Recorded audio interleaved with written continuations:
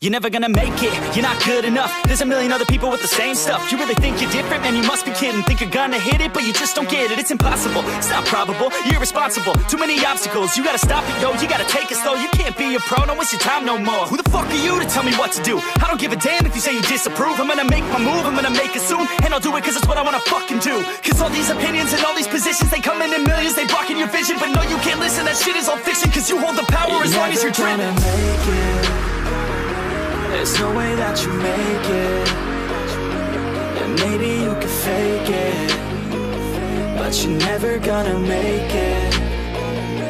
Aren't you just gonna take that? Make them take it all back. Welcome to Smackdown Live, everybody. I hope y'all are having a great day so far and that you're ready for some more universe mode here in WWE 2K19. We have another action-packed show for you guys this evening. We are a few weeks away from the Money in the Bank pay-per-view. We are here in New Jersey. Let's do this. Alright, so kicking off Smackdown Live today, we have some women's division action, and out first is Becky Lynch. And okay, she's joined by Daniel Bryan. Looks like he's going to be in her corner for this matchup, and since we are a few weeks away from Money in the Bank, like we said a few moments ago, this will be SmackDown Live's first women's Money in the Bank ladder match qualifier. That's a bit of a mouthful there in terms of words, but Becky Lynch looking to be the first SmackDown woman to join the Money in the Bank ladder match. We saw yesterday on Raw the four women who lost that fatal 5-way were entered in on the Raw side of things, so Becky Lynch looking to be the first member of Team Blue to be in the first ever women's Money in the Bank ladder match here in Universe Mode history, and she will be taking on Maryse, who is of course accompanied to the ring by her husband, The Miz, and we already know the feud that's been going on between Miz and Daniel Bryan, so that does make sense as to why Daniel Bryan will be in Becky Lynch's corner for this one. He does not want The Miz to interfere in this match at all. He wants it to be a fair fight, so he's going to support Becky Lynch in this one. So the referee rings the bell, and a clothesline right off the bat there by Maryse takes Lynch down, sweep the leg. Lynch takes control right back to start things off, clothesline of her own. Lynch up to the second rope, double axe handle to the back of the neck. Maryse in trouble early on, a stiff forearm to the face, catches Becky's kick, and Lynch with one right back there. Maryse, nice reversal there. Rake of the back, Michinoku driver, Lynch in trouble. Early cover 1, 2, and no, Lynch kicks out. Maryse bringing the offense early on in this matchup as she sends Becky Lynch into the corner, goes for a splash, but Lynch rolls out of the way into a crucifix roll up, too close to the ropes. As you can see, the Miz looking on. Double underhook suplex there by Lynch. Picks up Maryse, and another forearm right to the face. The Miz distracting Lynch there for a second, allows Maryse to grab hold of Lynch, but not for long. Ooh, elbow right to the side of the head. Follows it up with a couple slaps, but the second one gets blocked. Lynch goes for a clothesline there, but misses. Goes to pick up Maryse, but she gets out of it. Once again, a clothesline in the corner. Lynch in some trouble now. Boot right to the face, but no. Becky just pushes her right off. Maryse Irish whipped into the ropes. Goes for a drop kick, but Maryse sidesteps it. The Miz happy about his wife's performance in this matchup so far. Clothesline there by Becky. Crowd wanting her to definitely win this matchup, so we're going to see if Lynch can pick up the huge victory. Forearm smash in the corner, Daniel Bryan cheering her on. And with the back exploder just sending Maurice halfway across the ring, and there you go, there's the Miz distracting the referee. Becky Lynch notices that and decides to not fully go for the cover. Lynch goes for another move, but Maurice fights out of it, just launched throw first on the top rope. Becky with a cover, 1, 2, and Maurice kicks out again. And Miz just tossed a chair in. I don't think the referee noticed it yet. Goes for a clothesline, but rolls or sidesteps it. Maurice picks up the chair, uses it as the Miz distracts the referee. And a cheap shot there by Maurice. It's Becky Lynch mad. Looks to go after the Miz. Goes up top. Hurricane Rana takes Maurice down. Becky Lynch another form right to the face. See the Miz's reaction to that move. Arm drag takedown by Maurice. The referee just notices the chair now and tosses it out of the ring. Becky fighting out again.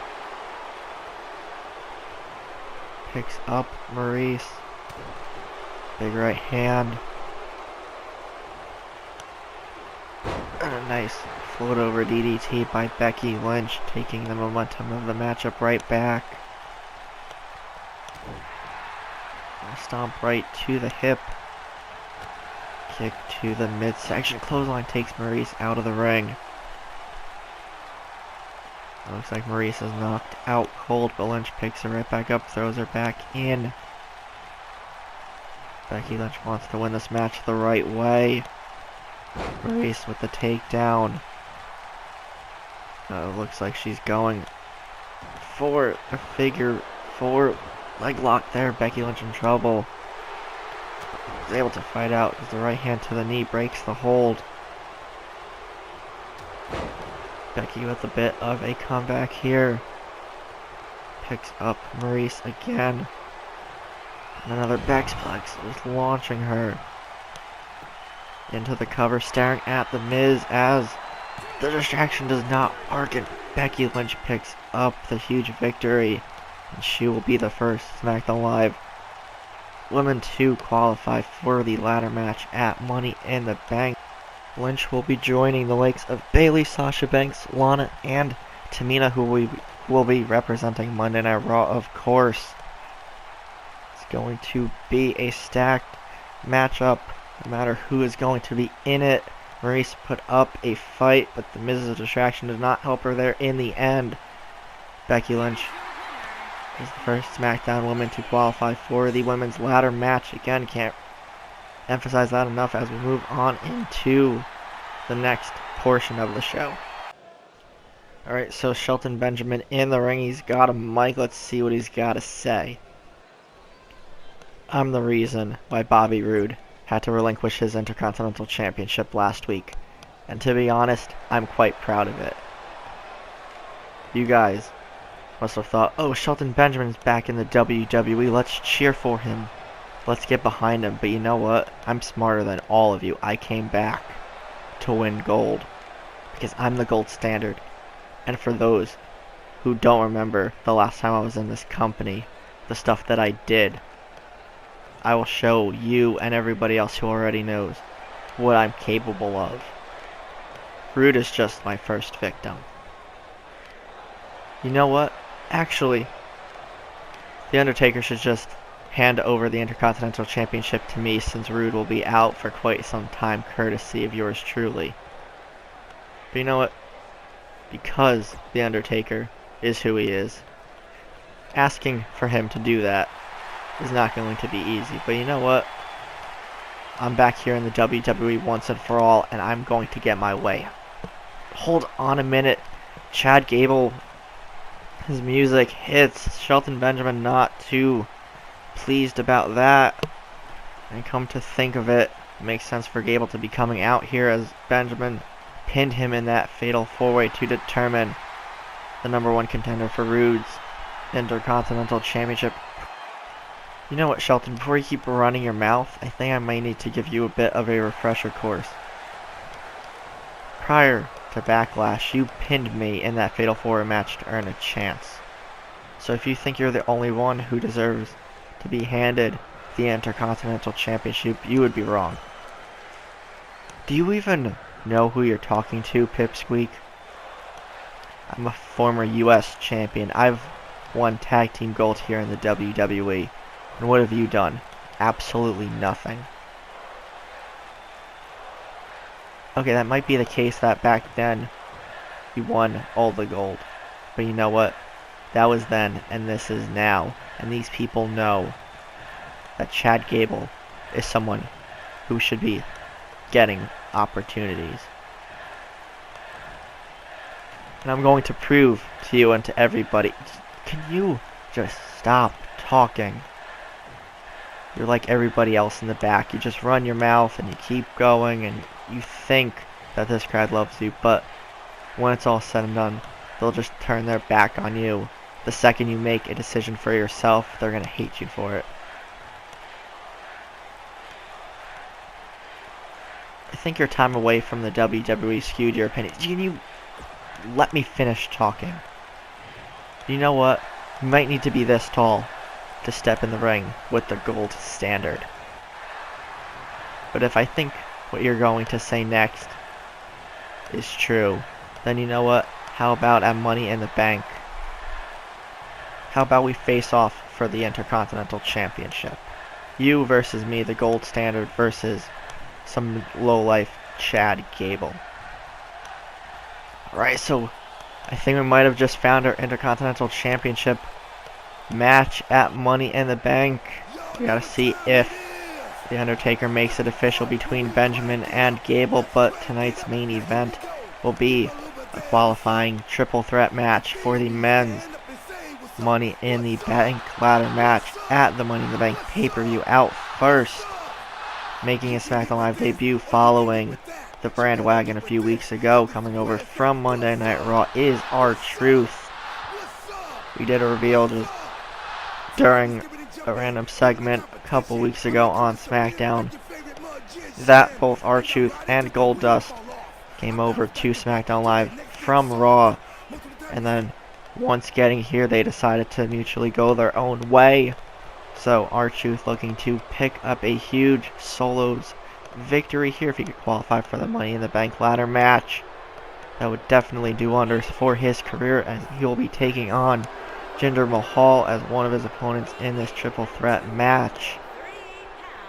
We saw Jinder a handful or so of times last year in Universe mode, so Jinder Mahal looking to definitely do bigger and better things here on SmackDown Live, and earning a shot at the Money in the Bank contract will definitely do just that for Jinder Mahal. And the third person in this matchup will be Apollo Crews. We saw him in a very impressive match against Aiden English last week. So we're going to give Apollo Crews an opportunity to qualify for the men's Money in the Bank ladder match.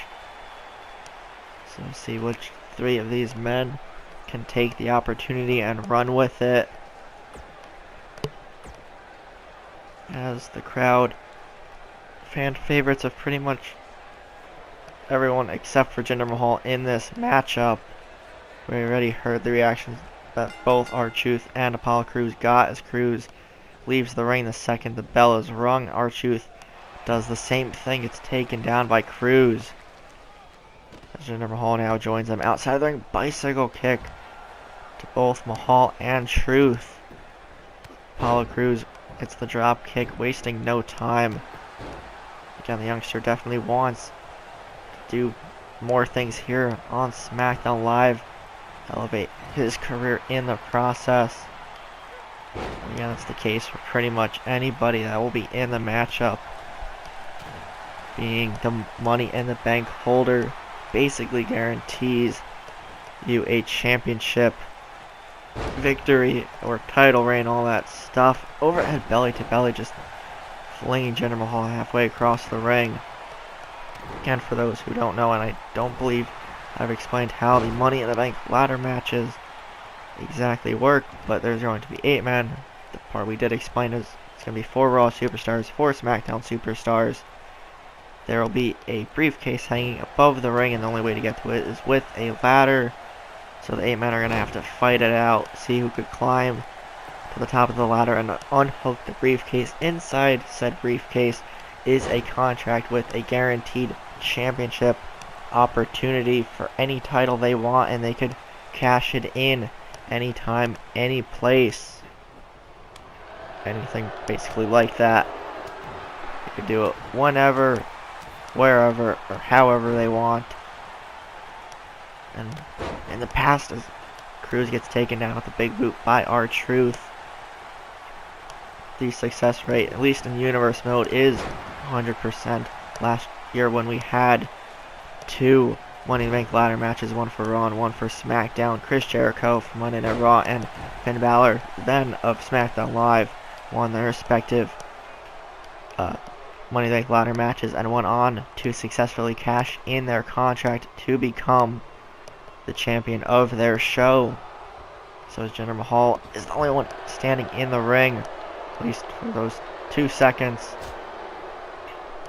That basically covers how the ladder match and what the contract does and all that stuff. Now we'll focus in back on this triple threat action. All 3 men outside once again. Apollo Crews tosses Jinder Mahal into the barricade as R-Truth gets up to his feet, kicked in the midsection of Crews. Blocks the right hand, hits Truth with a left, goes for another big boot. Crews up top. Jinder Mahal getting back in the ring. Apollo Crews crashes and burns there as Mahal moves out of the way just in the nick of time. Nice vertical suplex there by Jinder. Clothesline from behind by Apollo Crews. Mahal rolls out of the bottom rope outside. Drop kick there to R-Truth. A lot on the line for these 3 men. Tosses R-Truth into the corner, goes for another splash, but Truth rolls out of the way. And Uranagi just slams him right down. Jinder Mahal back into the ring. Kick to the midsection of Apollo Crews, goes for a double underhook suplex, but Crews finds a creative way to get out of it. Jinder Mahal out onto the apron as R-Truth looks to find the bottom rope to pull himself up, but Crews picks him up instead. Kick to the midsection. Truth with a bit of a comeback. Drops the knee on the face of Apollo. Into the cover. 1, 2, and no. Apollo Crews kicks out. Knee right to the back. Jinder Mahal back in. All 3 men going for a move on each other. Jinder Mahal gets taken down. Another big boot to R-Truth. Clothesline takes Mahal out of the ring once again. Apollo Crews goes for a step up enziguri, but R-Truth moves out of the way. Another kick to the midsection. Just non-stop action here in this triple threat match.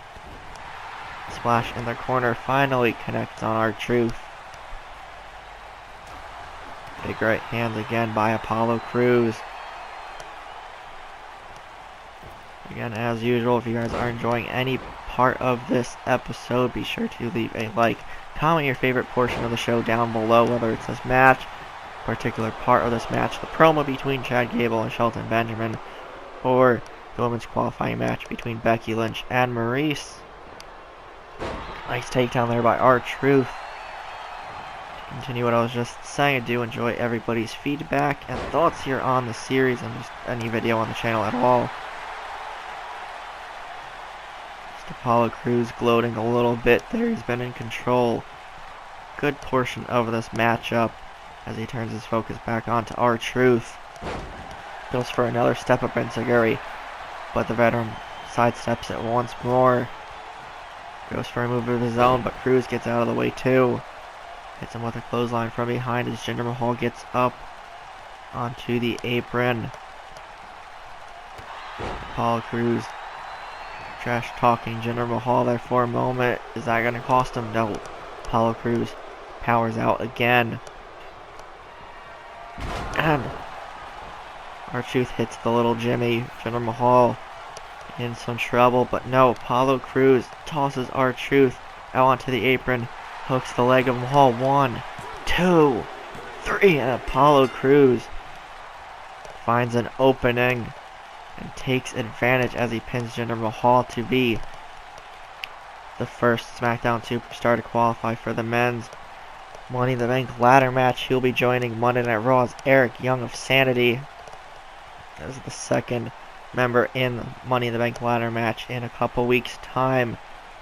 All three men had their moments to shine here, but Apollo Crews took advantage of an opportunity that was right in front of him, wasted no time, and scores a huge victory as he'll be going into Money in the Bank looking to become Mr. Money in the Bank if he could win the briefcase. But that'll wrap up Smackdown Live here today. If you guys enjoyed, be sure to leave a like, comment, share, subscribe, and all that fun stuff. Hope you all have a great rest of your day, and I'll see everybody tomorrow on NXT.